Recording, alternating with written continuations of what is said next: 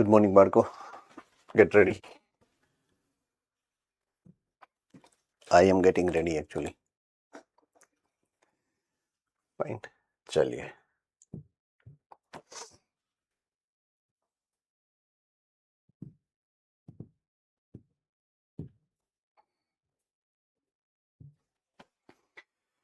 Okay, part 1 we have covered yesterday. ગઈકાલે આપણે part 1 પૂરો કર્યો છે. પાર્ટ 2 ઉપર આપણે આજથી શરૂઆત કરીએ છીએ. બોલો ભુજવાડા ભાઈ.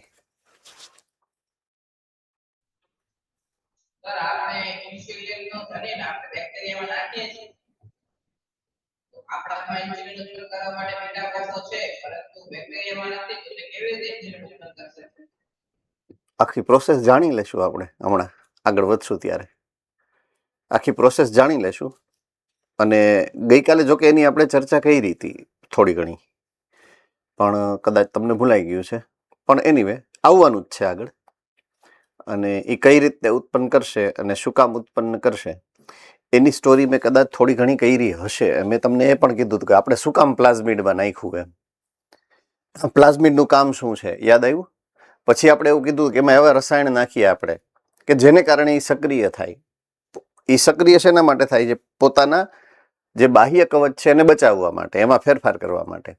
પણ હકીકતમાં એ કરે છે શું? એ આપણું પ્રોટીન ઉત્પન્ન કરે છે, એનું પ્રોટીન ઉત્પન્ન નથી કરતું એમ. એ પ્રોસેસ આખી મેં તમને એ સમજાવી હતી અને એ તમને યાદ છે બેટા? હા બસ, તો એ તમારા પ્રશ્નનો જવાબ છે. ભલે ને એ બીટા કોષ નથી, પણ આપણે તો એનું જનીન, આપણું જનીન એમાં એવી જગ્યાએ ફિટ કરી દીધું કે એને ખબર જ નથી કે એનું પ્રોટીન ઉત્પન્ન કરે છે કે આપણું પ્રોટીન ઉત્પન્ન કરે છે. હકીકતમાં એનું પ્રોટીન ઉત્પન્ન કરે સાથે સાથે આપણું પણ પ્રોટીન ઉત્પન્ન કરી નાખે છે એમ. પણ આખી સંપૂર્ણ ક્રિયાવિધિને આપણે ભણવાની જ છે પાછી આગળ. બરાબર છે? એટલે આપણે હવે એક સ્ટેપ એ વિશે અથવા તો એ તરફ આગળ વધતા જઈએ એમ. તો હવે આ જે ક્રિયાવિધિ આપણે વાપરવાની છે, જનીનિક ઇજનેરી વિદ્યા, જીનેટિક એન્જિનિયરિંગમાં આપણે જે મૂળભૂત ક્રિયાવિધિની વાત ગઈકાલે સમજ્યા છીએ, એ શું છે? RDNA technology. શું નામ આપ્યું હતું આપણે? RDNA technology.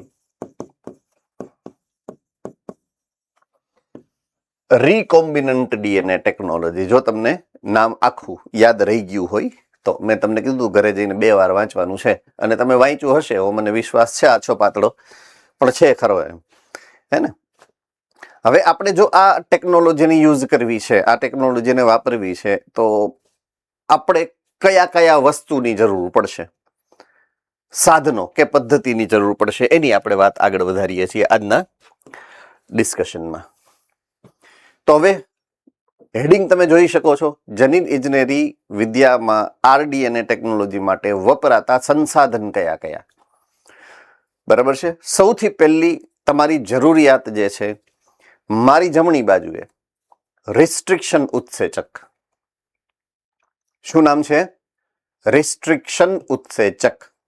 ઓકે, ઉત્સેચક વિશે ખબર છે, પણ રિસ્ટ્રિક્શન શબ્દ મેં વધારે નાખ્યો છે. રિસ્ટ્રિક્ટ કરવું એટલે શું થાય? ગુજરાતી અંગ્રેજી જે શબ્દ છે રિસ્ટ્રિક્શન, એનો ગુજરાતી અર્થઘટન કેવું થાય કે ચોક્કસ. રિસ્ટ્રિક્ટ કરવું એટલે આ જ કરવાનું, બીજું નહીં કરવાનું, એને રિસ્ટ્રિક્ટ કર્યું કહેવાય. બરાબર છે? સ્ટ્રિક્ટ એટલે સ્ટ્રિક્ટ, એકદમ સ્ટ્રિક્ટ છે વાતાવરણ એમ, કે એના સિવાય બીજું કઈ નહીં કરવાનું. તમારે વાંચવા બેહાડ્યા તો વાંચવાનું જ.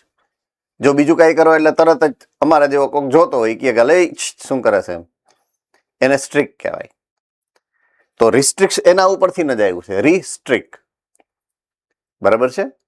અને રિસ્ટ્રિક્શન એના ઉપરથી આવેલો શબ્દ છે કે ઈ કરવું. એનો મતલબ શું છે?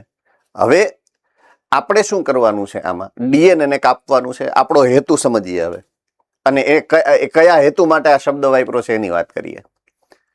આપણી પાસે ડીએનએ છે. કોનો ડીએનએ છે? દાતા સજીવનો. એ ડીએનએ માંથી આપણે ચોક્કસ જનીનનો ટુકડો કાપવો છે. પોઈન્ટ સમજો, ચોક્કસ જનીનનો. એ સિવાયના બીજા કોઈ જનીનથી મને કોઈ મતલબ નથી એમ. તો એ ચોક્કસ જગ્યાએ જ જઈ અને ત્યાં જ કાપ મૂકે ને એવો ઉત્સેચક. હવે સમજાઈ ગયું? યસ ઓર નો? બધાને સમજાઈ ગયું છે? Okay, very good. તો એવા ઉત્સેચકની આપણે વાત કરશું હમણાં, આગળ ભણશું એ રીતના. બીજી જરૂરિયાત આપણી છે વાહકની. બરાબર. વાહક માટે શબ્દ શું વાપરો છે જુઓ અહીંયા, ક્લોનિંગ વાહક. વાહક માટે શબ્દ શું વાપરેલો છે? ક્લોનિંગ વાહક. બરાબર છે. ક્લિયર થઈ ગઈ વાત આખી. તો વાહક શું છે એ મેં તમને આની પહેલા ગઈકાલે લેક્ચરમાં સમજાવ્યું છે કે વાહકનો ઉપયોગ શું એમ. બેક્ટેરિયા હશે અલગ પ્રકારના વાહક છે. બરાબર છે. પ્રાણી કોષ હશે કે વનસ્પતિ કોષ હશે તો એના વાહક અલગ પ્રકારના હશે. એની વિશે ડિટેલમાં આપણે ચર્ચા કરશું હવે. અને છેલ્લે યજમાન કોષ, કે દાખલા તરીકે આ તમે આરડીએને બનાવ્યો કે જેમાં તમે કોઈ એક જગ્યાએ કોઈ એક પ્રકારનો બાહ્ય જનીન, વિદેશી જનીન ફિટ કર્યું. એ જનીન આ પ્લાઝમિડની અંદર છે તો એને સ્વીકારી શકવો જોઈએ ને.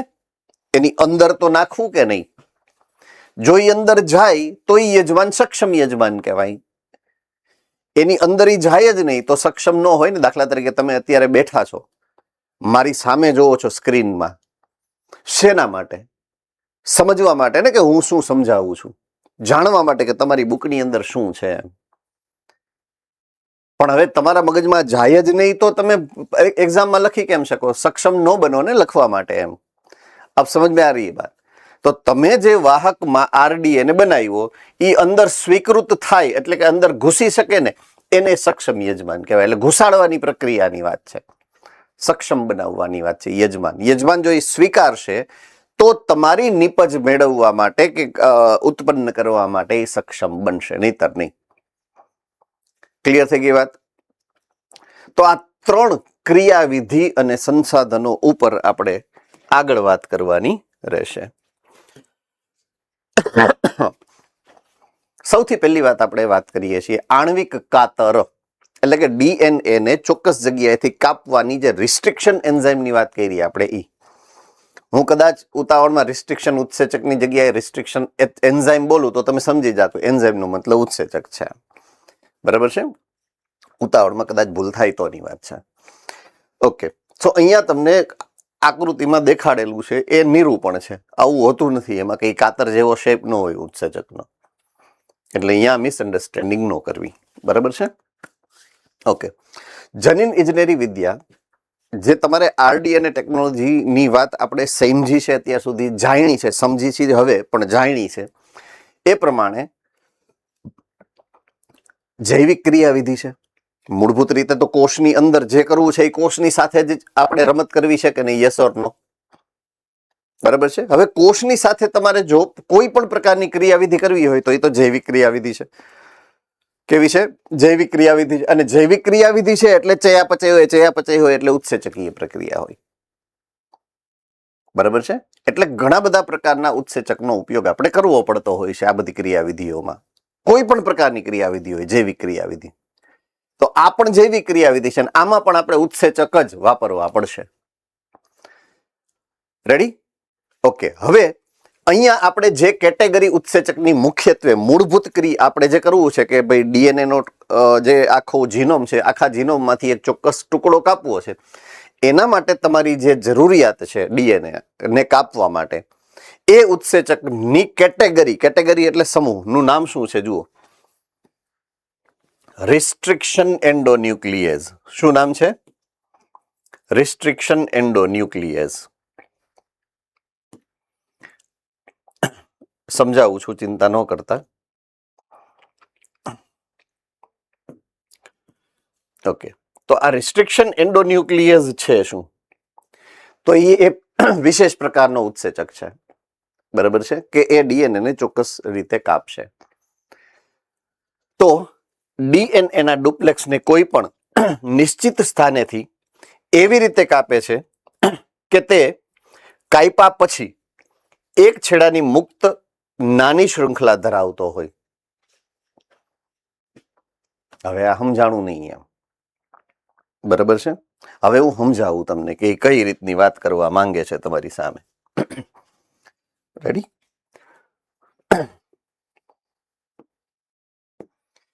હવે દાખલા તરીકે આ ડીએનએ છે, સમજજો. બરાબર છે. આ એના બેઝ પેર જે સામે જોડાયેલા છે એ છે. હવે દાખલા તરીકે મેં અહીંયાથી એને કાપ્યો, અહીંયાથી કાપ્યો છે. એટલે ડીએનએ ના ટુકડા કેમ થાય છે? જુઓ, આમ થાય છે.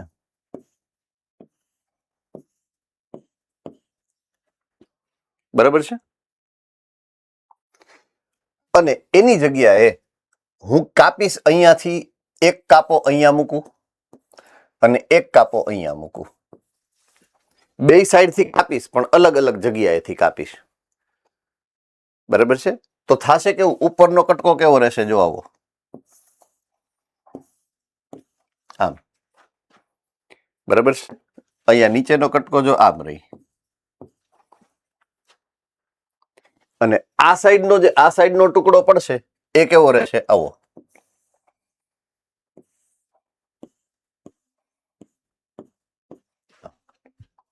આમ કપાય. સમજ પડે છે? મેં જે કીધું એ સમજાય છે તમને? આપણે આ રીતે કાપે એ નથી જોતો, આ રીતે કાપે ને એ જોઈએ છે. રિસ્ટ્રિક્શન એન્ડોન્યુક્લિયેઝ એ પ્રકારના ઉત્સેચક છે કે જ્યારે એ ડીએનએ ને કાપશે ત્યારે એક છેડો ટૂંકો રહીએ. આ ટૂંકો છેડો છે, તો સામે આ છેડો ટૂંકો છે.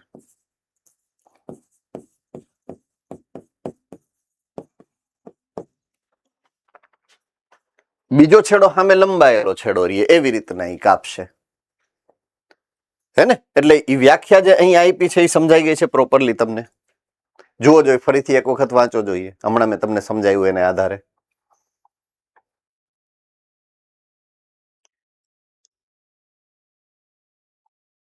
ડન છે? ગુડ. હવે હું તમને રિસ્ટ્રિક્શન એન્ડોન્યુક્લિયેઝ શું છે, રિસ્ટ્રિક્શન શું છે, ને એન્ડોન્યુક્લિયસ શું છે, અને એના વિશેની આપણે ચર્ચા કરશું. બરાબર છે. 1963 ની સાલ છે. બે ઉત્સેચકને અલગ કરવામાં આવ્યા. બે ઉત્સેચકોને કેમાંથી? ઈ કોલાઈ. બરાબર છે. ઈ કોલાઈ, એની અંદર બેક્ટેરિયોફેજ. ઈ કોલાઈની અંદર બેક્ટેરિયોફેજ એની વૃદ્ધિ ને અવરોધતા હોય એવા ઉત્સેચક. મીન્સ સૂક્ષ્મજીવ વૈજ્ઞાનિકો, આઈ રિપીટ, સૂક્ષ્મજીવ વૈજ્ઞાનિકો વાયરસ અને બેક્ટેરિયા, એવો વાયરસ કે જે બેક્ટેરિયાને ઇન્ફેક્ટ કરે, રોગ ફેલાવે, એની ક્રિયાવિધિનું રિસર્ચ કરતા હશે. સમજાય છે? એણે શું લીધું? એક બેક્ટેરિયોફાજ લીધો, એક બેક્ટેરિયા લીધું, અને એની ક્રિયાવિધિ સમજતા હતા કે આ કઈ રીતના જાય, કેમ ઇન્ફેક્શન ફેલાવે, એની અસર શું થાય, વગેરે વગેરે. એટલે એણે જોયું કે બેક્ટેરિયાની અંદર પોતાની ડિફેન્સ કરવા માટે, એટલે કે પોતાના રક્ષણ માટે, બેક્ટેરિયોફાજનું નિષ્ક્રિય કરવા માટે કે નાશ કરવા માટે ચોક્કસ પ્રકારના ઉત્સેચક બનાવે છે. સમજાય છે? હવે પાછું વાંચો જોયા. ઈ ક્યારે કર્યું હતું? 1963માં. એવા બે ઉત્સેચક વૈજ્ઞાનિકોના ધ્યાનમાં આવ્યા હતા કે જે ઈ કોલાઈની અંદર બેક્ટેરિયોફેજ નામના વાયરસની વૃદ્ધિને અટકાવે છે. अब समझ में आ गई बात पूरी? यस और नो? गुड. હવે એ ઉત્સેચકને અલગ કરી એની ઉપર રિસર્ચ કરવામાં આવ્યું. તો તેમાંનો એક ડીએનએ માંથી મિથાઇલ સમૂહ ઉમેરે, ડીએનએ ની અંદર મિથાઇલ સમૂહ ઉમેરે. બરાબર છે. અને બીજો જે છે ને આપણા કામનો, એ બીજા નંબરનો ડીએનએ ને કાપે છે. ઓકે. હવે ડીએનએ માં જ્યારે તમે મિથાઇલ સમૂહ ઉમેરો ને, યાદ રાખવાનું છે, ત્યારે ડીએનએ નિષ્ક્રિય બને. મિથાઇલેટેડ બને ત્યારે ડીએનએ નિષ્ક્રિય બની જાય. આ ખાસ યાદ રાખવાનું. આપેલ નથી ક્યાંય. નીટ માટે ઇમ્પોર્ટન્ટ પોઈન્ટ ઓફ વ્યૂ છે. બરાબર છે. મિથાઇલ સમૂહ ઉમેરો એટલે ડીએનએ નિષ્ક્રિય બને. તમારે યાદ આટલું જ રાખવાનું છે. શું કામ, કઈ રીતે, ક્રિયાવિધિ, કારણ કે તમારા આમ જોવા જઈએ તો કોર્સ 12નું છે, પણ સ્ટેટમેન્ટ આપેલું છે એને અનુલક્ષીને હું તમને કહું છું. તો જ્યારે તમે ડીએનએ ને મિથાઇલ સમૂહ નાખી દો, એની સાથે જોડી દો, એટલે પ્રમાણમાં એ નિષ્ક્રિય બની જાય. એટલે એ પોતે અભિવ્યક્ત થવાનું બંધ કરી દે એટ એ ટાઈમ. અને બીજો શું કરે ખબર? ડીએનએ ને કાપે. અહીં ડીએનએ ને કાપવા વાળા ઉત્સેચકને નામ આપ્યું છે રિસ્ટ્રિક્શન એન્ડોન્યુક્લિયસ. આ એનું જન્મ કઈ રીતના થયો, એનું સંશોધન કઈ રીતે થયું એનો ઇતિહાસ છે. બરાબર છે. એટલે સૂક્ષ્મજીવ વૈજ્ઞાનિકો જ્યાં વાયરસ અને બેક્ટેરિયાની આંતરિક ક્રિયાવિધિનો અભ્યાસ કરતા હતા, એકબીજા ઉપર અસરનો અભ્યાસ કરતા હતા, ત્યારે આ રિસ્ટ્રિક્શન એન્ડોન્યુક્લિયસ ઉત્સેચકની સંશોધનની ક્રિયાવિધિ સામે આવી છે 1963 ની અંદર. ચાલો આ સમજાઈ ગયો છે. પેલું આ ઇતિહાસ છે રિસ્ટ્રિક્શન એન્ડોન્યુક્લિયસ ઉત્સેચકનો. ઓકે, સૌ પ્રથમ રિસ્ટ્રિક્શન એન્ડોન્યુક્લિયસ નું નામ જેનું સંશોધન થયું હતું એનું નામ છે HIND2, HIND2. બરાબર છે.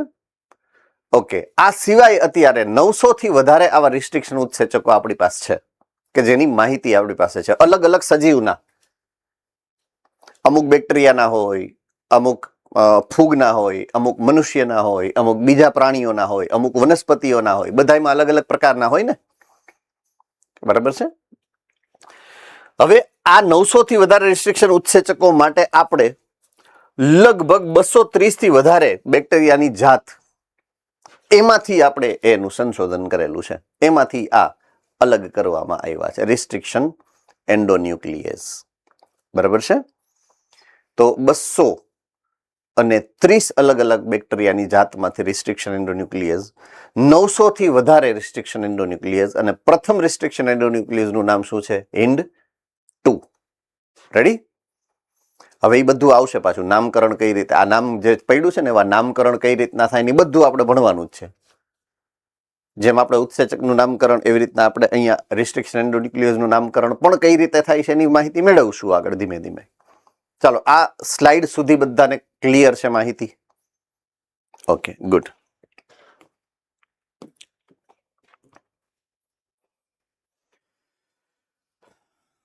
નામકરણ મેં કીધું એ પ્રમાણે કે કોઈ પણ એન્ડોન્યુક્લિયસનું નામકરણ કરવું હોય એટલે આ બીજું એક નામ છે તમારી સામે મૂકેલું છે બહુ મોટા લેટરમાં, એટલે તમને ખબર પડે.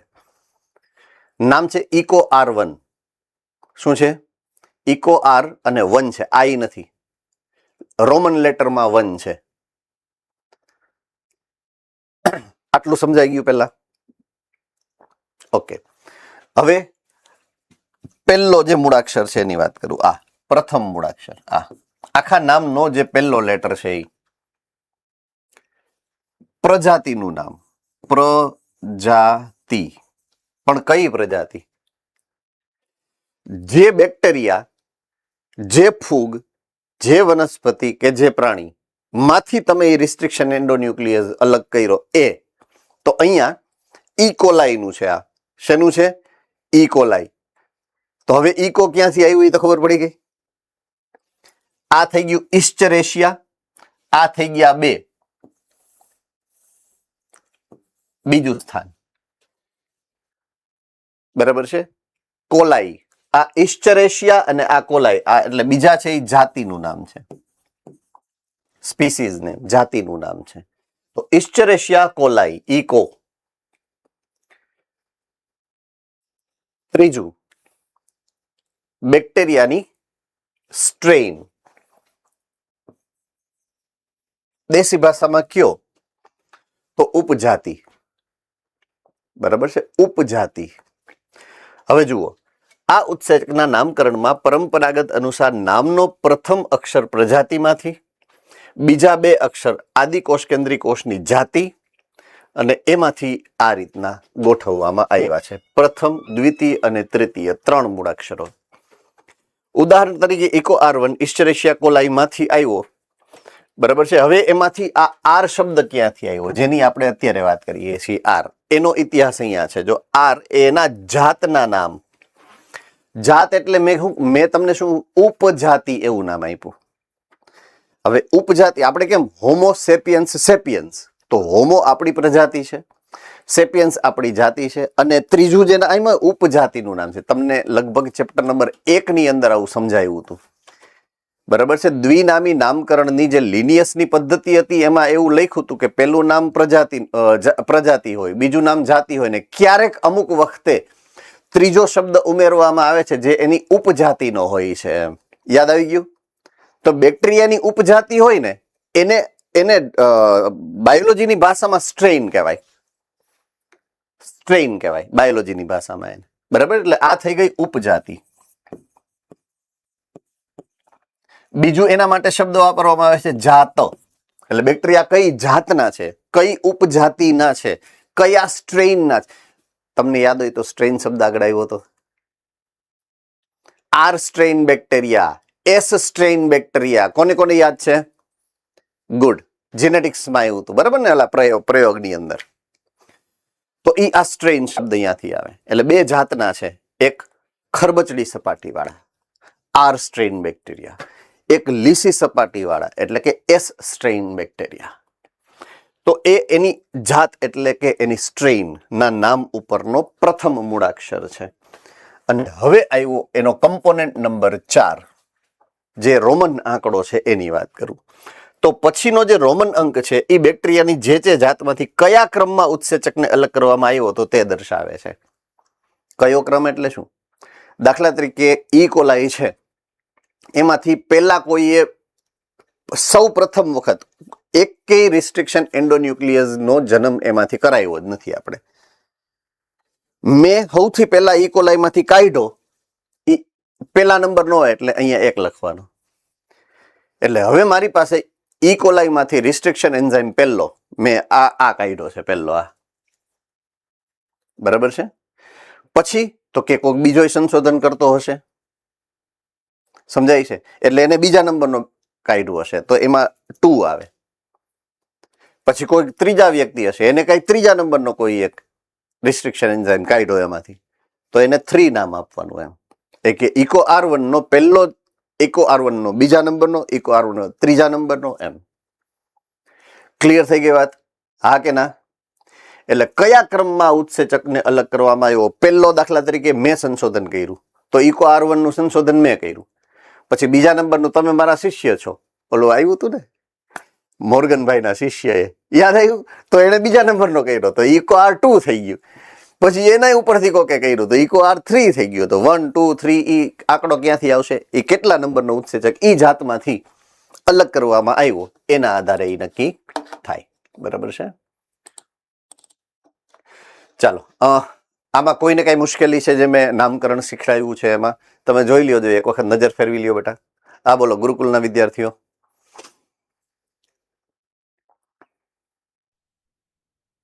Hello sir. બોલો બેટા. સર તમે એક્ઝામ્પલમાં લખ્યું eco R1 Ishwariya coli RY13 માંથી આવ્યો છે, તો સર એમાં RY13 શું છે? ઓકે, RY13, RY અને 13. RY એટલે R ઉપજાતિનું નામ છે. RY ઉપજાતિ ઘણી વખત ડબલ શબ્દની હોય, એટલે એક R નથી, RY 2 લખ્યા છે. સમજાય છે કે નહીં? અને 13 તો 1 2 3 4 5 13 તો હોઈ શકે. રેડી? ઓકે. બીજું કે આ ઇસ્ચરેશિયા કોલાઈ RY13 જે છે ને, ઈ એકચ્યુઅલમાં આ RY13 એની જાતનું નામ છે. મૂળભૂત રીતે જાત RY13 એની જાતનું નામ છે. એટલે RY13 માંથી મેં તો ખાલી પહેલો R જ લીધો છે. હવે સમજાણું તમને પ્રોપરલી હું જે કહેવા માંગુ છું. આનો મારી પાસે એક જ જગ્યા છે. હું આ એક, હવે ઇસ્ચરેશિયા કોલાઈની મેં જે ઉપજાતિ લીધી છે ને સ્ટડીમાં, એનું નામ છે ઈ કોલાઈ RY13. એટલે કે આ છે પ્રજાતિ, આ છે જાતિ અને આ છે ઉપજાતિ. એટલે મારે પહેલો મૂળાક્ષર આ લેવાનો છે એટલે ઈ મેં લીધો. બીજા 2 અહીંયાથી લેવાના છે એટલે ઈ લીધા આ. અને ત્રીજો આમાંથી મારી પાસે એક જ જગ્યા છે, એક જ લઈ શકું R. એમ છે. ઓકે, ચાલો આના સિવાય કોઈને કઈ ડાઉટ છે? જુઓ જોઈએ. હું સાઈડમાં આવ્યો જાઉં છું અને તમે એક વખત વાંચવું હોય તો જરાક નજર ફેરવી લ્યો. યસ, ભુજ સેન્ટર બેટા. પ્રથમ પ્રતિબંધક એન્ડોન્યુક્લિયસ શોધાણું અને એનું નામ HIND2 કેમ આપવામાં આવ્યું? Okay, good. 1 એટલા માટે નહીં, કે પ્રથમ જે પ્રયત્ન થયો છે એ કર્યો તો ખરા, પણ એ રિસ્ટ્રિક્શન એન્ડોન્યુક્લિયસ આપણા કામનો નહોતો. વચ્ચેથી કાપે ને ઓલા સાઈડમાં લાંબા ટૂંકા છેડાવાળા જ કામના હોય ને આપણે તો. મેં તમને ના કીધું? એટલે પ્રથમ જે સંશોધન પામ્યો ને બેટા એ આપણા કામનો નહોતો, એટલે લિસ્ટમાંથી કાઢી નાખેલો છે. આપણા જે કામનો ઉત્સેચક પ્રથમ હતો એ બીજા નંબરમાં જે સંશોધન થયું એ હતો. अब समझ में आ गई बात पूरी? ચાલો, આની અંદર કોઈને કઈ મુશ્કેલી નથી એવું હું સમજી લઉં. All right.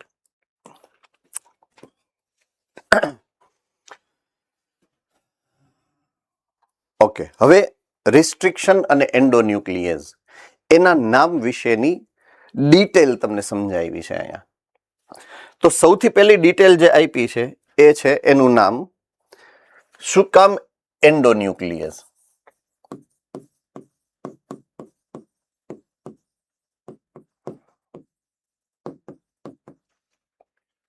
આવું નામ શું કામ પડ્યું પહેલા? બરાબર છે. તો પેલા એન્ડો જવા દો, પેલા ન્યુક્લિયસ વિશે.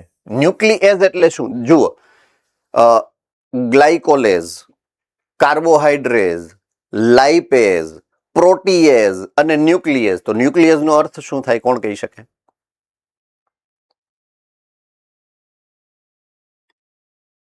જુનાગઢ.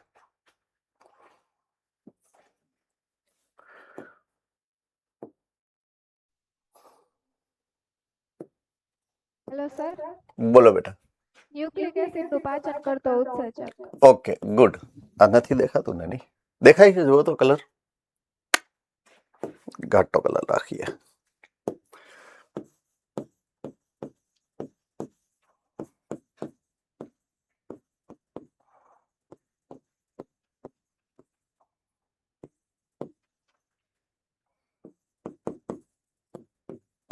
हेलो सर, બોલો બેટા.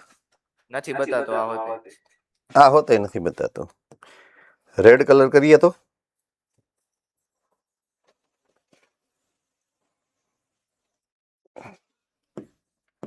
આ દેખાય છે હે ને? Okay, good. ચાલો, સર ગુલાબી કાઢ નાખો, નથી આ હોતે દેખાતો. હવે આ કેમ નીકળી કોને ખબર છે? આપણે કાળા કલર, એક જ કલરનો ઉપયોગ કરી ગોઈ રહ્યું. બાકી હું હમણાં ફેરફાર કરાવી નાખીશ. હવે આપણો વિષય નહીં આ બધો ટેકનિકલ. હવે આ કાઢો. હે પૂરું મેં પ્રશ્ન પૂરો કરી દીધો મારા તરફથી. બરાબર. જો હવે દેખાય જ છે તમને બધા. બરાબર. આ તો મેં કીધું 2-3 કલર વાપરીએ તો તમને મજા આવે, પણ હવે આપણા ભાઈમાં મજા છે જ નહીં તો શું કરવાનું એમ. બરાબર. ન્યુક્લિક એસિડ પર કાર્ય કરે એટલે એ ન્યુક્લિયસ થયો. આટલું સમજાય છે પહેલું. ઓકે, હવે બીજું, એન્ડો શબ્દ મેં હું કામ રાખ્યો? આ એન્ડો અને એક્ઝો બે પ્રકારના હોઈ શકે. બરાબર છે. ન્યુક્લિયસના બે પ્રકાર હોઈ શકે. ઓકે, હવે આ ન્યુક્લિયસના બે પ્રકારની હું વાત કરું છું. એક છે એક્ઝો અને એક છે એન્ડો. ઓકે, હવે દાખલા તરીકે આ એક ડીએનએ છે.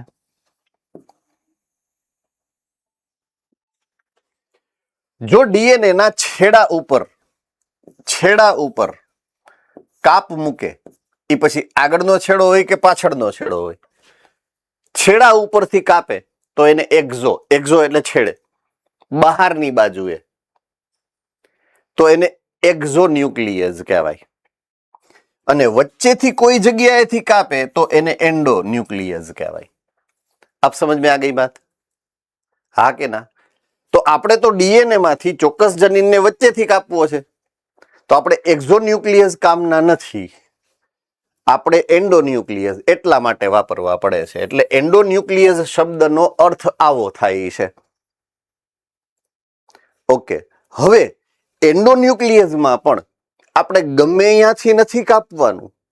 આપણે તો આપણું ઈચ્છિત કોઈ ટુકડો જ કાપવાનો છે, નિશ્ચિત જગ્યાએથી જ કાપવાનો છે. એટલે એક શબ્દ વધારાનો આવ્યો આની આગળ. રિસ્ટ્રિક્શન.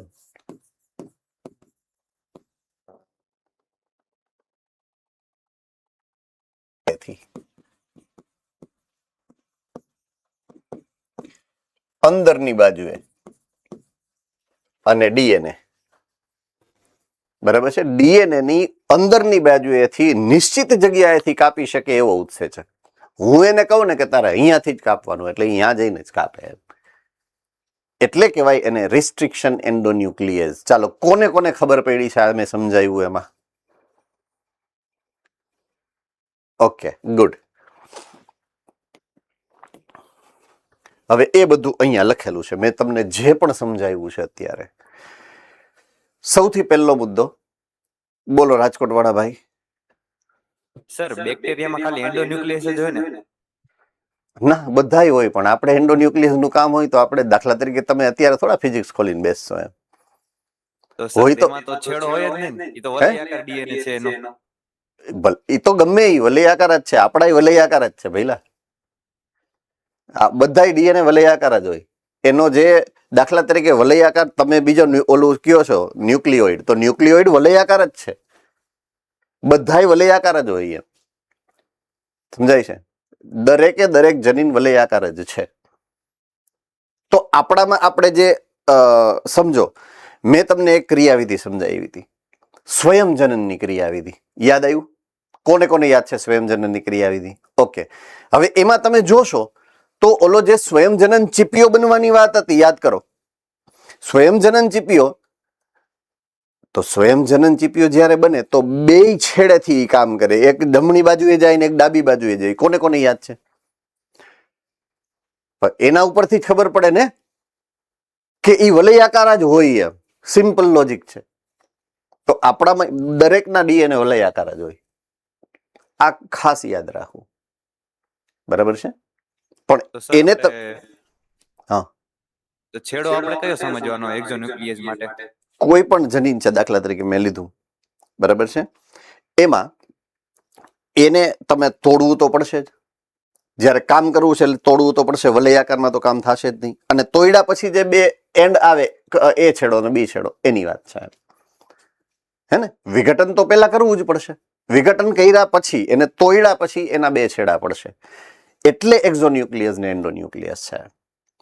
પણ તમારે તો ચોક્કસ જગ્યાએથી જ કાપવો છે, એટલે એને એન્ડોન્યુક્લિયસ કીધું. છેડા ઉપરના જનીનને તમારે અડવાનું નથી, તમારે વચ્ચેથી જનીનને અડવાનું છે એમ.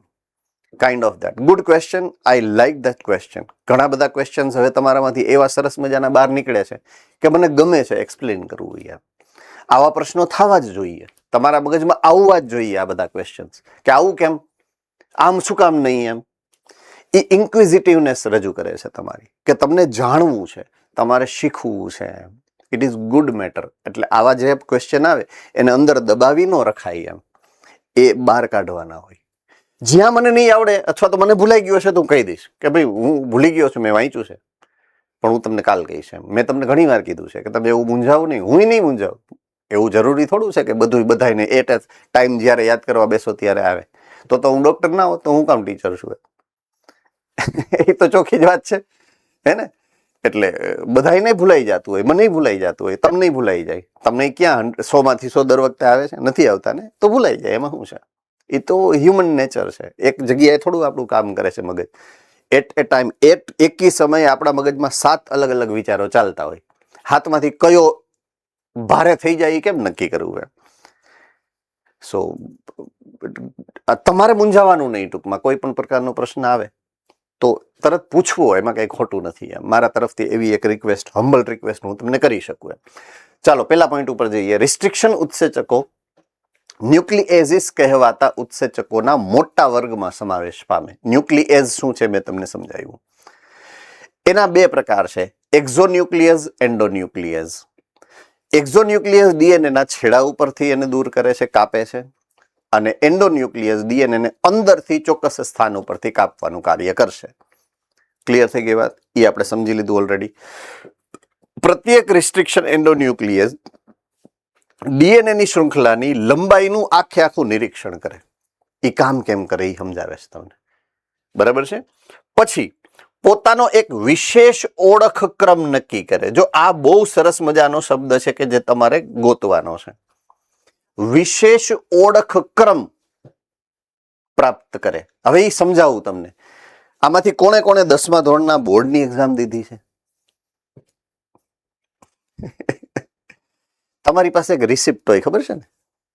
તમારો સરસ મજાનો હોકા જેવો ફોટો હોય, હે ને? હવે એ ફોટો જોજો તમે, તમને આપણે એવા લાગતા 10મામાં, એવું લાગશે. એટલે એવો સરસ મજાનો તમારો ફોટો હોય ને પછી નીચે ઓલું સેન્ટરનું નામ હોય કે ફલાણી સ્કૂલ છે અને તમારો આ રોલ નંબર. એટલે તમારે શું કરવાનું, એ લઈને જવાનું 2 દિવસ પહેલા. 2 દિવસ પહેલા જોવાનું કે તમે ક્યાં, કયા રૂમમાં, કઈ સીટ છે તમારી. એટલે તમે જાઓ એટલે ઓલું બોર્ડ ઉપર એનું લિસ્ટ આપ્યું હોય કે આટલાથી આટલા રોલ નંબર આ રૂમમાં પહેલા માળે ફલાણા નંબરના રૂમમાં છે. એટલે તમે એ રૂમ ગોતી અહીંયા તમે કઈ બેન્ચમાં છો એ જોવા જાઓ, ચેક કરવા જાઓ. એમ મારા જેવો તો છેલ્લે બોર્ડમાં ખબર પડે કે આપણી સ્કૂલે આ છે, એમ ત્યાં સુધી તો યાદ ન હોય એવું કહેવો. અને પછી જે ધોળાધોડ થાય સવારના પોરમાં 8-9 વાગે, 10 વાગ્યાનું પેપર હોય, 9 વાગે જે દોડી આપણે, તો ઈ આ કરે, ઈ જોવા જાય, ચેક કરવા જાય કે મારે કઈ બેન્ચ ઉપર બેસવાનું છે. હવે સમજાણું તમને મેં હુકામ યાદ કરાવ્યું એમ તમારી બોર્ડની પેપર. એટલે હવે રિસ્ટ્રિક્શન એન્ઝાઇમ તમે છો અને બેન્ચ, જે બેન્ચ ઉપર તમારો નંબર આપ્યો છે ને ત્યાંથી એને કાપવાનું છે. એમ એટલે ગોતવું પડે એને, એમને ખબર ન હોય, એને ગોતવાનું છે. કારણ કે એ તો એના માટે તો નવું છે ને, એના માટે તો એ ડીએનએ જ નવું છે, એના માટે કોષ જ નવો છે. એટલે એને ગોતવું પડે છે. એટલે પહેલા શું કરે, એ નિરીક્ષણ કરે અને પછી પોતાનો વિશેષ ઓળખક્રમ ગોતે, સીટ નંબર ગોતે કે મારો સીટ નંબર ક્યાં છે, અહીંયા મારે બેસવાનું છે.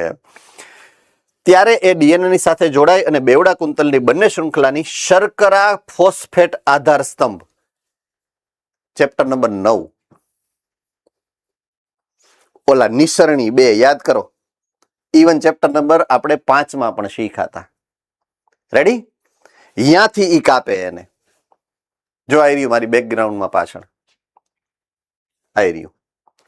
તો અહીંયાથી એને કાપે છે, અહીંયાથી, એટલે કે અહીંયાથી કાપે કે અહીંયાથી કાપે. દાખલા તરીકે તો એ કાપ ક્યાં મૂકશે? અહીંયા. રેડી? સમજાય છે? એટલે અહીંયા શું હોય? ફોસ્ફોડાયસ્ટર બંધ. શું હોય? ફોસ્ફોડાયસ્ટર બંધ. એટલે કે શર્કરા અને ફોસ્ફેટ વચ્ચેના બંધને, ફોસ્ફોડાયસ્ટર બંધને તોડે છે. ચાલો, આમાં કોઈને કઈ મુશ્કેલી સમજવામાં? આમાં કોઈને કઈ સમજવામાં મુશ્કેલી છે? જુઓ જોઈએ, એક વખત નજર ફેરવો. ચાલો ફટાફટ. યોર ટાઈમ સ્ટાર્ટ્સ નાઉ. 1 મિનિટનો સમય છે.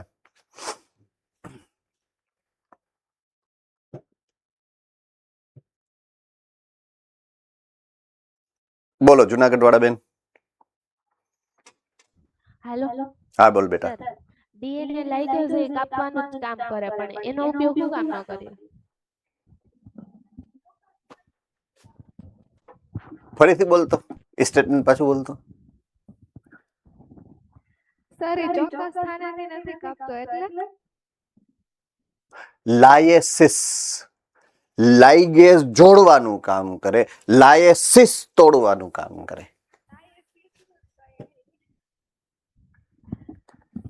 લાઇગેઝ જોડવાનું કામ કરે. તમે લાઇગેઝ ને કાપવા માટે વાપરો છો. કેમ મારે ભેગા કરવા છેડા ઈ બે? આમાં બોલો ને તો કઈ સમજાય. તમે હું બોલો છે? હાલો હા, સર, હું લીગેજ ભઈ લીધી. લીગેઝ બોલો કે લાઇગેઝ બોલો, બે એક જ થાય. હા, લીગેઝ કે લાઇગેઝ બે એક જ થાય. લાયેસિસ સમજાવું તમને, તમારી ભાષામાં સમજાવું બાપા, તમે મારી ભાષામાં નહીં સમજો. જો એક પ્રશ્ન છે, એક શબ્દ છે લાઇસિસ અને એક શબ્દ છે લાઇગેઝ.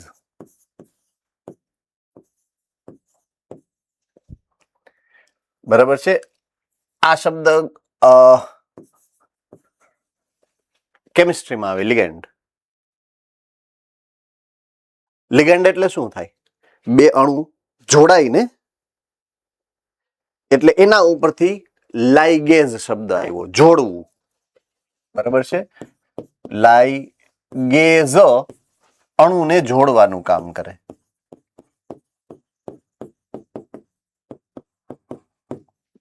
અને આ જે છે લાઇસિસ કરે,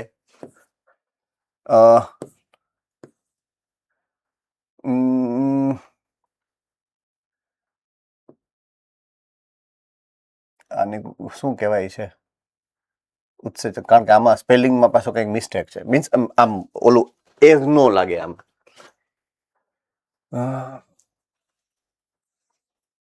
એટલે ઈ સ્પેલિંગ હું ભૂલી ગયો છું એકચ્યુઅલમાં, કે ઈ લાયેઝિસ એવો થાય છે. ગુજરાતીમાં લખી દઉં છું, લાયેઝિસ આવો શબ્દ છે. તમારી ગુજરાતીની બુકમાં આવો શબ્દ છે, લાયેસિસ. ઈ લાઇસિસ નું કામ કરે, તોડવાનું કામ કરે. એટલે ઈ જ કેટેગરીમાં આવે. આ ઉત્સેચક ઈ જ કેટેગરીમાં, લાયેઝિસ ની કેટેગરીમાં જ આવે, તોડવાની કેટેગરીમાં જ આવે, જોડવાની લાઇગેઝ ની કેટેગરીમાં આવે. અને લાઇગેઝ આવવાનો જ છે તમારે આમાં પાછો. બરાબર છે, જરૂર પડશે અહીંયા આપણે લેશું એના કામમાં.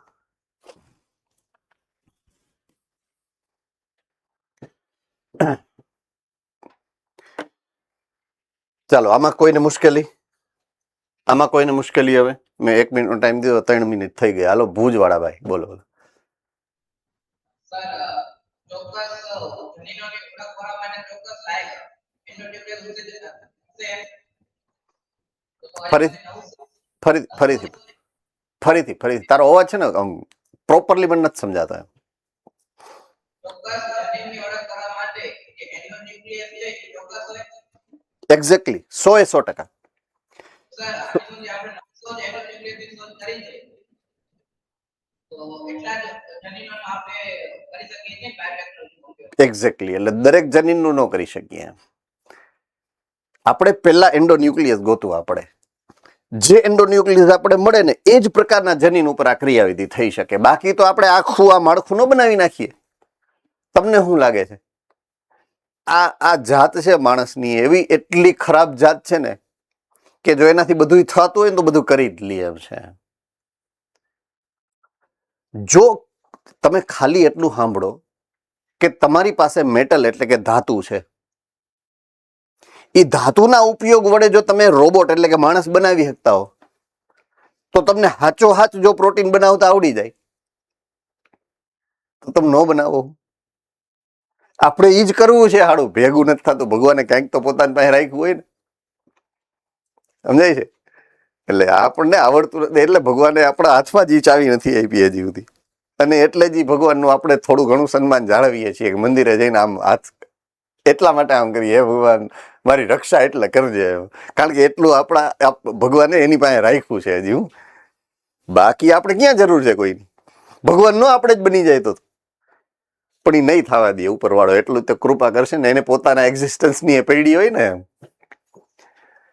ફાઇન. સો આપણી પાસે લિમિટેશન છે ઘણી, અને એ આ જ લિમિટેશન છે. આની ઉપર હજી કામ થાય છે.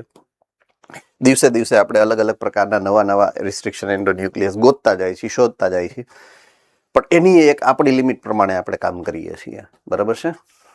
ચાલો, પ્રથમ રિસ્ટ્રિક્શન એન્ડોન્યુક્લિયસ જે HIND2 છે એના વિશેની માહિતી થોડી વધારે શેર કરી છે. તો એનું કામ છે ડીએનએ ન્યુક્લિયોટાઇડના વિશેષ ક્રમ ઉપર એ આધારિત હોય છે, કોઈ પણ રિસ્ટ્રિક્શન એન્ડોન્યુક્લિયસ. બરાબર છે? તો એ પ્રથમ એન્ડોન્યુક્લિયસ HIND2 રિસ્ટ્રિક્શન એન્ડોન્યુક્લિયસ શું છે, કેમ કામ કરે છે, એ માહિતી આપણને મળ્યા પછી 5 વર્ષે એને આપણે અલગ કરી શક્યા હતા, શુદ્ધ સ્વરૂપે મેળવી શક્યા હતા. બરાબર છે? તો પ્રથમ રિસ્ટ્રિક્શન એન્ડોન્યુક્લિયસ 5 વર્ષ પછી અલગ કરાયો અને ઓળખવામાં આવ્યો હતો. આપણે રિસ્ટ્રિક્શન એન્ડોન્યુક્લિયસ શું છે એ જાણ્યા પછી એના રિસર્ચના 5 વર્ષ પછી આપણે પ્રથમ વખત એન્ડોન્યુક્લિયસ જે HIND2 છે એ અલગ કરી શક્યા હતા, શુદ્ધ સ્વરૂપે અલગ કરી શક્યા હતા, અલગીકરણ કરી શક્યા. ટૂંકમાં કવિનો કહેવાનો ભાવાર્થ એવો છે. એવું જોવા મળ્યું કે HIND2 હંમેશા ડીએનએના અણુના એક ચોક્કસ બિંદુ ઉપર કામ કરે છે. ખાસ નોંધ રાખો આ, કે એક ચોક્કસ બિંદુ ઉપર જ એ કાપ મૂકી શકે છે અથવા તો મૂકે છે. હવે ઈ બિંદુ કેવું છે જુઓ. બેઝ જોડનો એક ક્રમ છે, 6 બેઝ જોડનો ક્રમ છે, બરાબર છે. એટલે એના વિશે જે શબ્દ વાપરો છે ઓળખ ક્રમ છે. મતલબ કે આ જે ચોક્કસ બિંદુ છે એને શું કહેવાય? ઓળખ ક્રમ. એ ઓળખ ક્રમને એ જાણે અને એ જગ્યાએથી કાપે. તો દરેક રિસ્ટ્રિક્શન એન્ડોન્યુક્લિયસ માટે એક ચોક્કસ ઓળખ ક્રમ હશે. આનો તારણ એવું થાય, બરાબર છે. દરેક રિસ્ટ્રિક્શન એન્ડોન્યુક્લિયસ માટે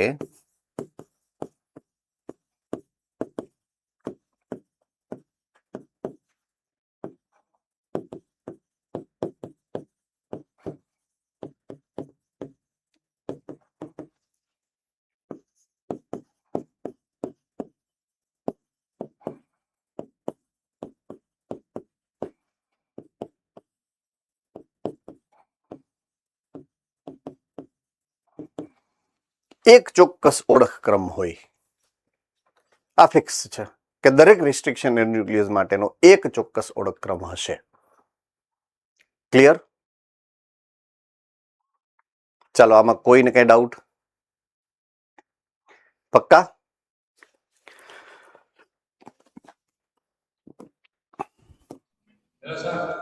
યસ બેટા.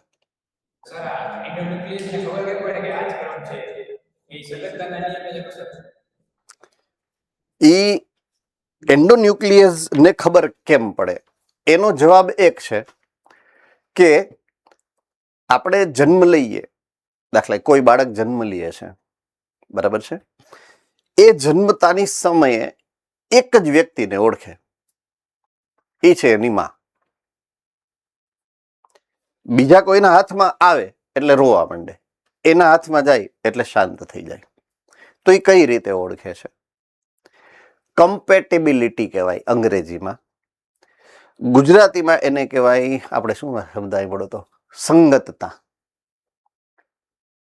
સંગતતાનો ગુણધર્મ છે એ, બરાબર છે. હવે એવું જ બીજું હોમોલોગસ ઉદાહરણ તમને આપું, સંગત ઉદાહરણ બીજું આપું એવું તમને. દરેક વ્યક્તિ છે, દાખલા તરીકે તમે છો કે હું છું, આખા બાયોલોજીની અંદર મને સૌથી વધારે અત્યારે ગમતું હોય તો બોટની છે, અને બોટનીમાં ગમતું હોય તો બાયોટેકનોલોજી છે, દાખલા તરીકે. પણ એ વસ્તુ તમારા માટે અલગ હોઈ શકે કે નહીં? તમને દાખલા તરીકે મે બી હ્યુમન ફિઝિયોલોજી ગમતું હોય, એમાં એ હાર્ટનું જે છે એ પોર્શન વધારે ગમતો હોય. હવે એ શું કામ? એનો કોઈ અર્થ નથી, પણ તમને એ ગમે છે, તમે એનાથી વધારે કમ્પેટેબલ છો, એમ તમને એ પોઈન્ટ ઓફ વ્યૂ સાથે વધારે મજા આવે છે. બીજું, તમારી આજુબાજુમાં ઘણા બધા લોકો હશે, જેમાંથી એક કે બે લોકો એવા હશે કે જેની સાથે તમને વધારે સૌથી વધારે ફાવતું હશે. બાકીના બધા તમારા દુશ્મન છે ને ગાળો કાઢો છો એવું નથી કહેતો, પણ 10 માંથી એક વ્યક્તિ એવું હોય કે જેની હારે સૌથી વધારે મજા આવતી હોય. બાકીનાની સાથે મજા નથી આવતી એવું નથી કહેતો, બધાય દોસ્ત જ છે, બધા આપણા મિત્રો જ છે, પણ જેટલી મજા એ એક કે બે વ્યક્તિઓ સાથે આવે એટલી મજા બીજાની સાથે નથી આવતી. તો એ કમ્પેટેબિલિટી છે, એ સંગતતા છે. તમારો સ્વભાવ કદાચ તમારી કામ કરવાની ક્રિયાવિધિ એકબીજા સાથે મેચ છે. એમ આ ઓળખ ક્રમ અને એન્ડોન્યુક્લિયસ બે એકબીજાને સંગત છે, એટલે સંગતતાનો સિદ્ધાંત લાગુ પડે. ક્લિયર? એ જ સંગતતા કે જે પ્રક્રિયક અને ઉત્સેચકની છે, એ જ સંગતતા કે જે ઓલી પરાગ રજની આપણે વાત કરી હતી, સંગત પરાગરજ, અસંગત પરાગરજ. અલ્ટિમેટલી એ કેમિકલ ઇન્ટરેક્શન છે, એટલે કે રાસાયણિક આંતરક્રિયા છે, બીજું કાંઈ નહીં. Clear now? All right, good question, right? Okay, so પ્રત્યેક રિસ્ટ્રિક્શન એન્ડોન્યુક્લિયસ ડીએનએ નો એક વિશેષ, હવે આ યાદ રાખો, પોલિન્ડ્રોમિક ન્યુક્લિયોટાઇડની શૃંખલાને ઓળખે. ઓળખ ક્રમનું રાસાયણિક સ્વભાવ અહીંયા કીધો છે. ઓળખ ક્રમ કેવી હશે? હવે આપણે ઓળખ ક્રમને ડિટેલમાં ભણીએ છીએ, તો એ હશે પોલિન્ડ્રોમિક શૃંખલા. કેવી હશે? પોલિન્ડ્રોમિક શૃંખલા. હવે પોલિન્ડ્રોમિક એટલે શું? એના ઉપર જઈએ. રાઈટ? તો પોલિન્ડ્રોમિક કેવી હોય એ સમજાવું તમને.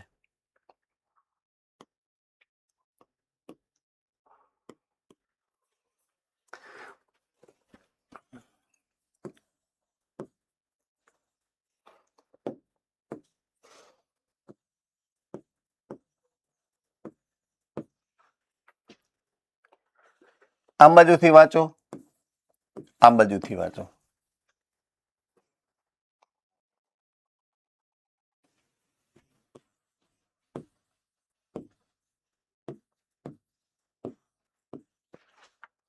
ધોરણ પહેલું કે બીજામાં આવતું ક ન ક ન મ ન ક ર, કોને યાદ છે?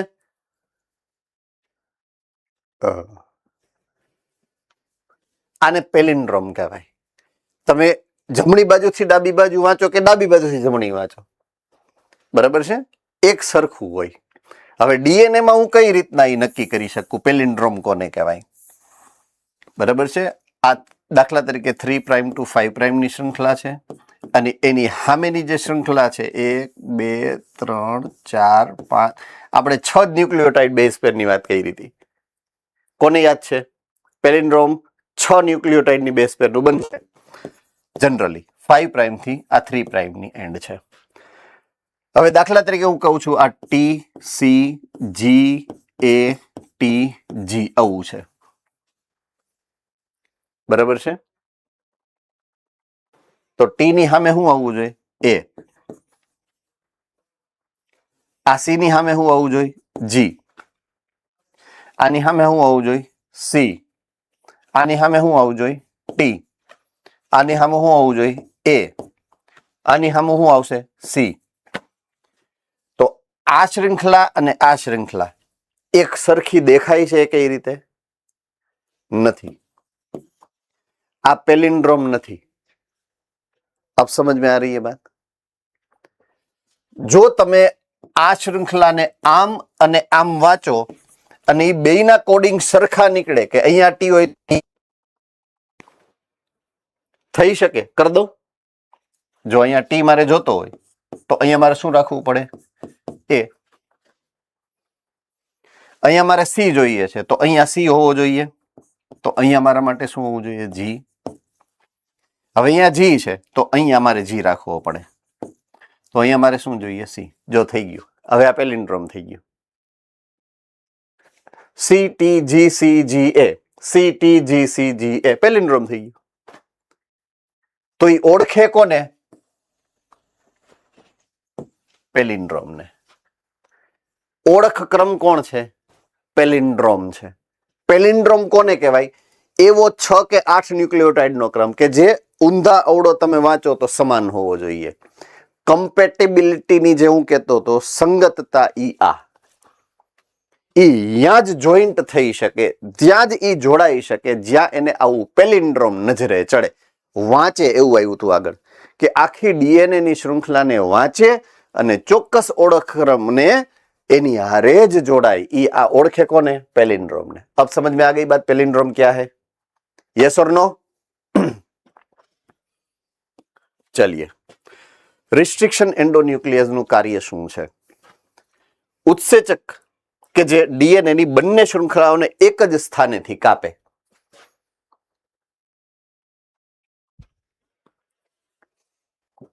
બંને શૃંખલાને એક જ જગ્યાએથી કાપે. દાખલા તરીકે ઈ રિસ્ટ્રિક્શન એન્ડોન્યુક્લિયસ આ થાઇમિન અને સાઇટોસિન ની વચ્ચે કાપ મૂકે છે. અહીંયા સોરી, અહીંયા કાપ મૂકે છે.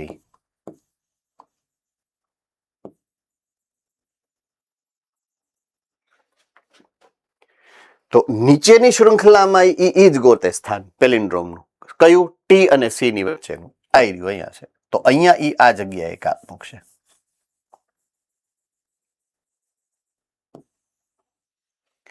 अब समझ में आ गया ઓલા છેડો આવો શું કામ થાય? નાનો એક અને બીજો લાંબો છેડો શું કામ થાય? સો આપણે ધીમે ધીમે ધીમે ધીમે we are getting strong into the knowledge of restriction endonuclease. ધીમે ધીમે ધીમે આપણે એને સમજતા જઈએ છીએ કે કેમ કામ કરે છે. અઘરું નથી, મેં તમને પહેલા જ કીધું. આપણે 100% ફોકસથી એક જ વાર સમજવાનું હોય, બાકી આમાં કાંઈ છે જ નહીં. આ તો લાગે અઘરું છે નહીં, જેટલું અઘરું દેખાય એટલું અઘરું છે નહીં, હે ને?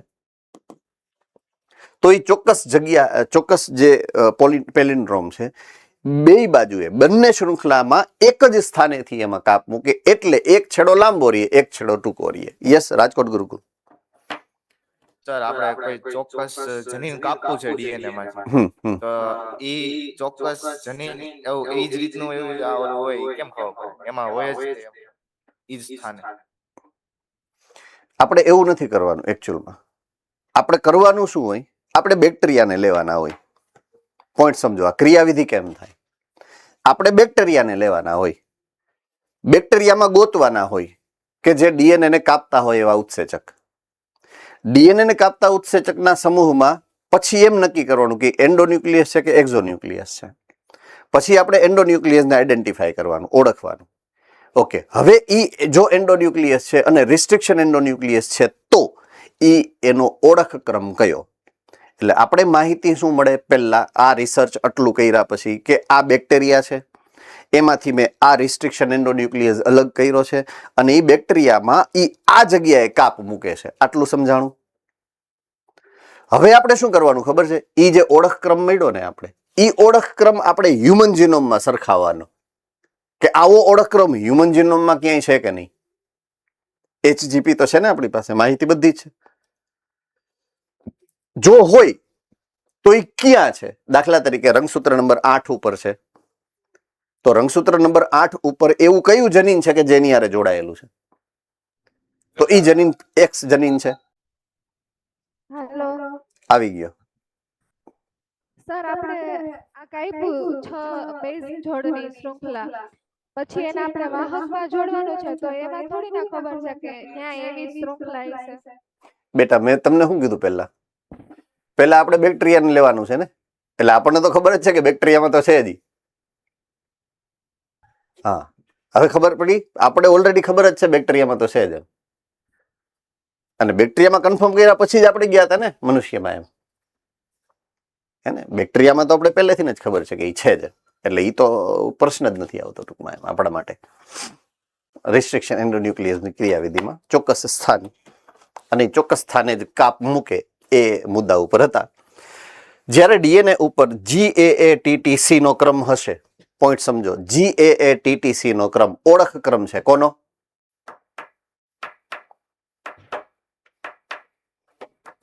Eco R1.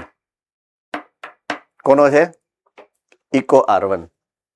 આવી રહ્યું ઇકો R1 ડીએનએ ઉપર અહીંયા જ કાપ મૂકે. આ MCQ છે નીટનો. ઇકો R1 નો ઓળખ ક્રમ કયો છે? તમારી બુકમાં આપેલો છે, GAATTC. ડન? Okay, good. એટલે ઈ અહીંયા આપ્યું છે. આ ઇકો R1 છે. 5 પ્રાઇમ 3 પ્રાઇમ 3 પ્રાઇમ 5 પ્રાઇમની શૃંખલા GAATTC CTTAAG, એટલે કે આમથી વાંચો કે આમથી વાંચો સરખું હોય, જેમાં ઈ કાપ મૂકશે G અને A ની વચ્ચે. લખી નાખો. ઇકો R1 GAATTC માં G અને A ની વચ્ચે કાપ મૂકે છે, નિશ્ચિત સ્થાને.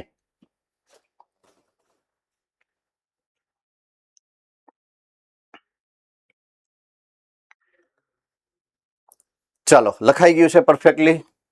યાદ રાખવાની જવાબદારી તમારી છે, મેં તમને પહેલા જ કહી દીધું છે. ડેટાબેઝ જે પણ મળે છે તમને એ ડેટાબેઝને પરફેક્ટલી યાદ રાખવું. બરાબર છે? ઓકે. રિસ્ટ્રિક્શન ઉત્સેચક ડીએનએ ની શૃંખલાને પેલિન્ડ્રોમ સ્થાનેથી કેન્દ્રથી સેજ દૂર, એટલે કે વચ્ચેની સાઈડમાંથી કાપે છે. જુઓ અહીંયા લખ્યું છે, આ પેલિન્ડ્રોમ છે, આ પેલિન્ડ્રોમ છે, રાઈટ? તો પેલિન્ડ્રોમમાં ઈ વચ્ચેથી નથી કાપતું એમ કે છે, આમ નથી કરતું.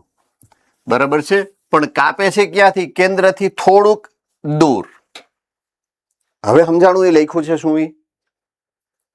તો એક્ઝેક્ટલી 6 માંથી 3 એક સાઈડ રહીએ, 3 એક સાઈડ રહીએ, એ જગ્યાએથી નથી કાપો મૂકતું.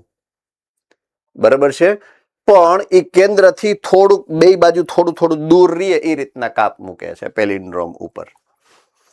તો શૃંખલામાં બે સરખા બેઝની વચ્ચેથી કાપે, એટલે ઉપર દાખલા તરીકે જી અને ટી ની વચ્ચેથી કાપશે તો નીચે પણ જી અને ટી ની વચ્ચેથી જ કાપશે. એટલા માટે એક છેડો લાંબો રહેશે, એક છેડો ટૂંકો રહેશે, બે જગ્યાએ, બે શૃંખલામાં. જુઓ જોઈએ અહીંયા પણ એવું તમને જોવા મળશે. એક છેડો ટૂંકો રહે છે, એક છેડો લાંબો રહે છે. અહીંયા પણ તમે જુઓ, એક છેડો લાંબો રહે છે, એક છેડો ટૂંકો રહે છે. આટલું સમજાણું કે ન સમજાણું? ઓકે, હવે એનાથી શું થાય? બેવડા કુંતલના છેડા ઉપર એક છેડો ટૂંકો રહે છે, એક છેડો લાંબો લટકતો હોય. એ લાંબો લટકતો હોય એના માટે શબ્દ વાપરો છે ચીપકુ છેડો. શું છે? ચીપકુ છેડો. ગુજરાતી કર્યું છે સ્ટીકી એન્ડ કહેવાય. શું કહેવાય? Sticky and. એનો ગુજરાતી કહ્યું ચીપકુ છેડો.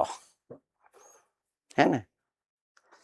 ઓકે, હવે એકચ્યુઅલમાં હું કામ એવું નામ પડ્યું સ્ટીકી એન્ડ અથવા તો ચીપકુ છેડો? ભવિષ્યમાં તમારે ઈ કટકો કાપી અને બીજામાં ચોંટાડવાનો છે કે નહીં? ઈ ચોંટશે તો જ. એટલે તમે શું કર્યું જુઓ, એક વાહક છે અને એક ઓલું દાતા એટલે કે વિદેશી બહારનું ડીએનએ છે. બેયમાં આ સમાન પ્રક્રિયા કરી છે. મેં શું કીધું? પેલા બેક્ટેરિયા ગોતવાના, પછી મનુષ્ય. હવે આ મનુષ્ય છે દાખલા તરીકે, તો એમાંથી તમારે આ ડીએનએ કાપવા માટે રિસ્ટ્રિક્શન ઉત્સેચક નાખવો પડે. સમજો તમે? એટલે તમે ડીએનએ ને કાપી નાખ્યું છે. હવે આ બીજો છે તમારી પાસે બેક્ટેરિયા, અને બેક્ટેરિયાનું જે વાહક છે પ્લાઝમિડ. એટલે પ્લાઝમિડ ની અંદર પણ એ પહેલા જ આઈડેન્ટિફાઈ થઈ ગયું હોય જ. એટલે સેમ ટુ સેમ જે રિસ્ટ્રિક્શન ઉત્સેચક તમે અહીંયા વાપરો છો એ જ રિસ્ટ્રિક્શન ઉત્સેચક તમારે અહીંયા વાપરવો પડે. આવું શું કામ? આ બેયમાં સમાન રિસ્ટ્રિક્શન ઉત્સેચક શું કામ વાપરવો પડે? કોણ કહી શકે? બહુ સિમ્પલ લોજિક છે.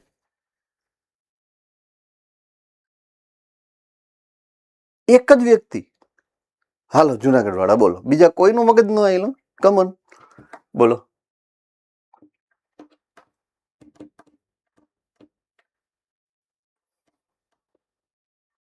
રીતે જોડાવવું પડશે એને એટલે.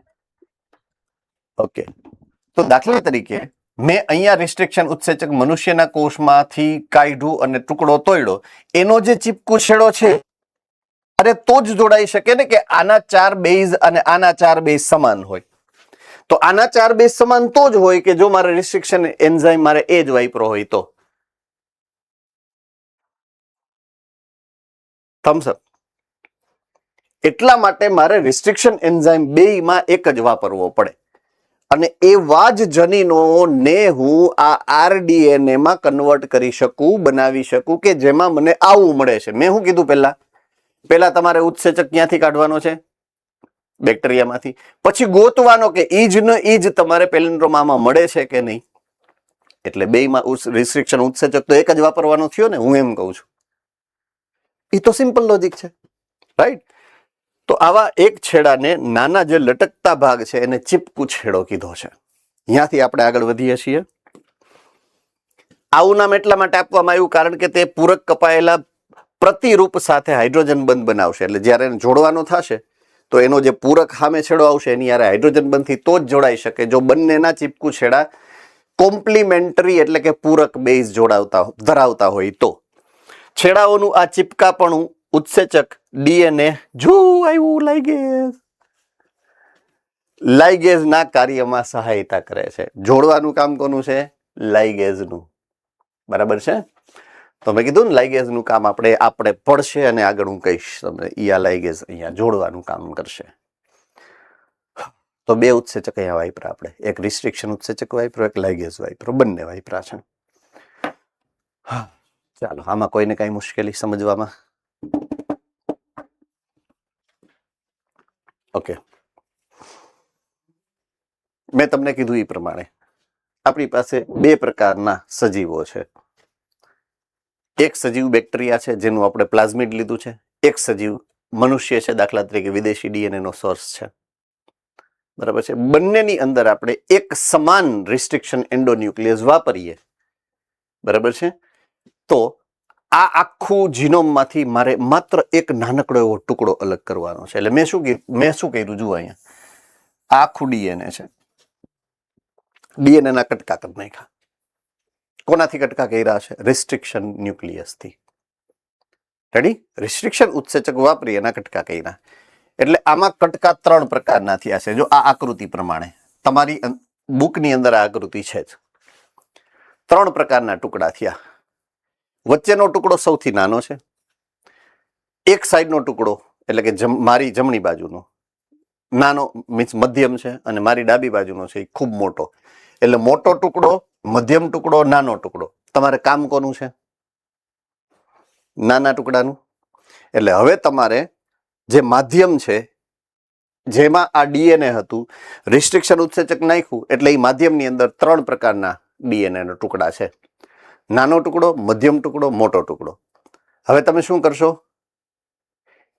ઇલેક્ટ્રોફોરેસિસ. શું કરશો? Jail electrophoresis.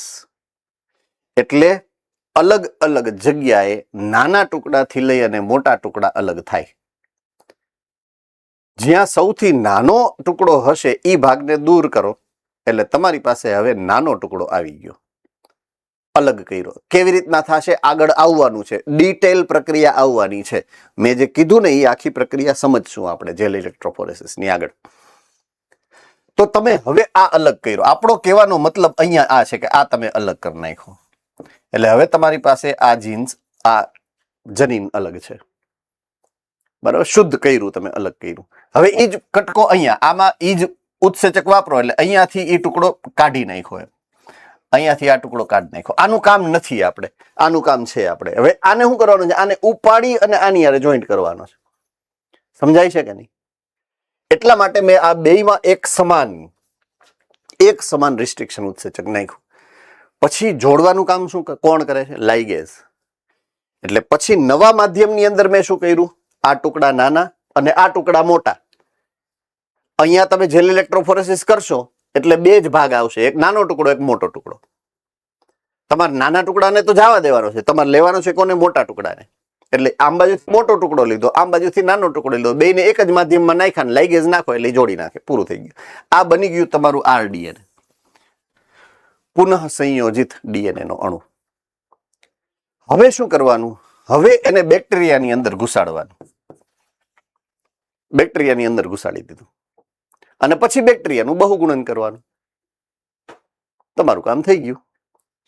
તો આ આખો વર્ક ફ્લો એટલે કાર્ય પદ્ધતિની જે સિક્વન્સ છે એ તમને પ્રોપરલી સમજાઈ ગઈ છે? જુઓ જોઈએ એક વખત પાછું, બરાબર છે? પ્રોપરલી સમજાઈ ગઈ? ઓકે. તો રિસ્ટ્રિક્શન એન્ડોન્યુક્લિયસનો ઉપયોગ જનીન ઇજનેરી વિદ્યામાં પુનઃ સંયોજિત ડીએનએના અણુ બનાવવામાં કઈ રીતે કરવામાં આવે છે એ મેં તમને આખો આ વર્કફ્લો સમજાવ્યો. જે અલગ અલગ સ્ત્રોતો કે જનીન સંકુલમાંથી પ્રાપ્ત થતા ડીએનએને ભેગા કરવાના. એક જનીન સંકુલ આ છે, એક જનીન સંકુલ આ છે, અને એ બેયને ભેગા કરી અને તમે નવું બનાવ્યું છે પુનઃ સંયોજિત ડીએનએ. એક જ રિસ્ટ્રિક્શન ઉત્સેચક દ્વારા કાપવાથી પ્રાપ્ત થનારા ડીએનએના ખંડોમાં સમાન પ્રકારના ચીપકુછેડા. મેં કીધું બેયને તમારે એક જ રિસ્ટ્રિક્શન એન્ડોન્યુક્લિયસથી કાપવું પડે, જેથી ડીએનએ લાઇગેઝની મદદથી એકબીજા સાથે અને ફરીથી જ્યારે જોડવાનું થાય અહીંયા ત્યારે જોડી શકો.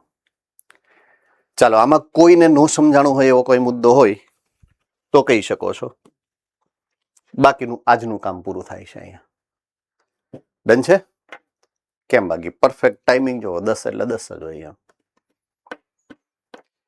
રેડી? ચાલો મળીએ છીએ. કોઈને કઈ ડાઉટ હોય તો પૂછી શકો છો, અધરવાઇઝ કાલે મળશું. આજનો મુદ્દો કાલ કરતા પણ અઘરો છે, બરાબર છે? એટલે કાલે જો 2 વાર વાંચ્યો હોય તો આજ 3 વાર વાંચજો. પણ આ 3 વાર જે તમે વાંચશો ને આજે, પછી તમારે ભવિષ્યમાં જ્યારે એક્ઝામ આવશે ને ત્યારે ખાલી રિવિઝનમાં ખાલી ફટાફટ જ વાંચવાનું, નજર જ ફેરવવાની રહેશે, કારણ કે મગજમાં ઓલરેડી પરફેક્ટલી ગોઠવાઈ ગયેલું હશે. એટલે જેટલી અત્યારે વધારે મહેનત કરી લેશો એટલો છેલ્લે નહીં નડે. ફાઇન. સો મળીએ છીએ આવતીકાલે. C you.